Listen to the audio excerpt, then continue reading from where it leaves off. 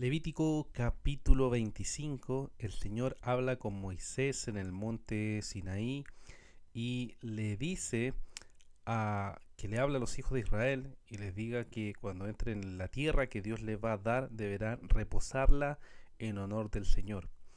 Esto quiere decir que tienen 6 años para sembrar y cosechar la tierra, pero en el séptimo año ellos la deben dejar descansar y entonces pueden comer solo lo que naturalmente les dé la tierra, pero no deben trabajar la tierra, sino que deben hacerla descansar. Luego podemos ver que del verso 8 al verso 24 describe lo que es el año del jubileo.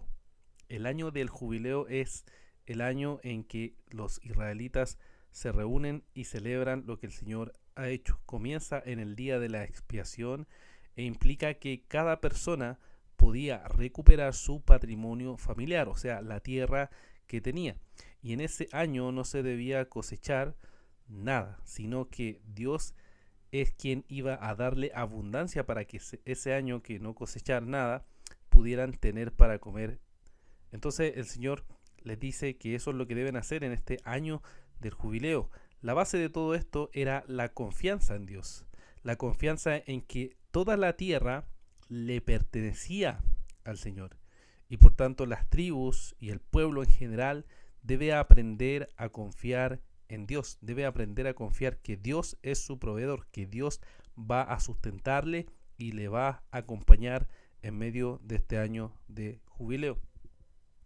Del verso 25 al 55 nos encontramos que el jubileo también era una forma de liberar a los familiares de sus deudas.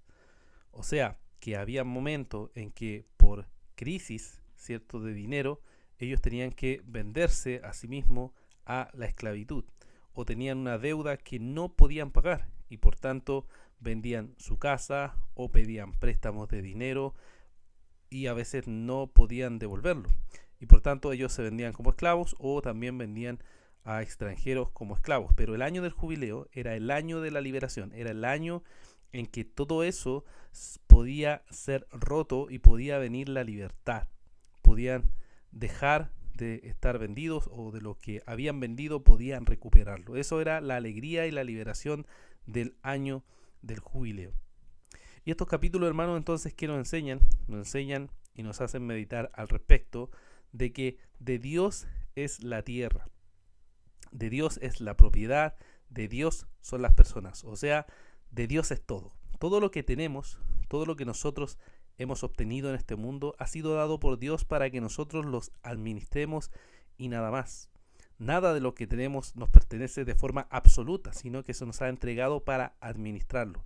Por eso debemos cuidar la creación, por eso debemos pensar que lo que tenemos no es nuestro, sino que es simplemente prestado, y por eso debemos pensar en hacer justicia a nuestros hermanos en cada circunstancia y en cada momento, porque no nos pertenece nada de forma absoluta, sino que se nos ha entregado para que nosotros lo administremos.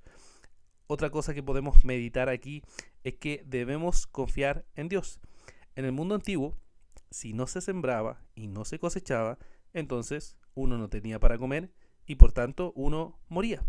Entonces era una preocupación constante preguntar, oye, ¿qué vamos a comer? Y exactamente eso es lo que hacen aquí. Preguntan, ok, confiamos en ti, Señor, sabemos que nos mandas esto, pero ¿qué vamos a comer? ¿Qué vamos a tener para alimentarnos?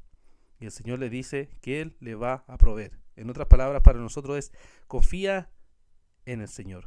Confía en que Él va a proveer, confía en que Él va a estar contigo. O como les dice Jesús a sus discípulos, que la vida del hombre no consiste en los bienes que posee, o recordar que le manda al hombre a decir que busque primeramente el reino de Dios y su justicia y todas las otras cosas van a ser añadidas. ¿Qué cosas? Alimento, comida, cobijo, todas esas cosas van a venir por añadidura. Lo principal para nosotros como cristianos es buscar el reino de Dios y su justicia.